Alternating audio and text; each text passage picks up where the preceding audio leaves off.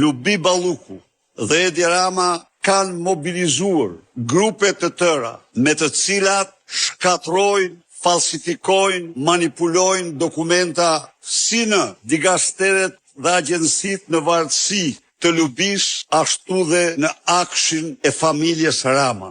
Shqyrtimi i dosjeve tjerë tanishme nxjerr thjedhjen dhe shpërdorimin e 1.2 miliard eurove nga Rama dhe Balluku në sektorin e infrastrukturës dhe të paktën 700 milion euro në kopshtin privat të Edi Ramës me 530 prokurime sekrete nga linda e akshit me porosi të lindës Surrelit për punatin e Florinit.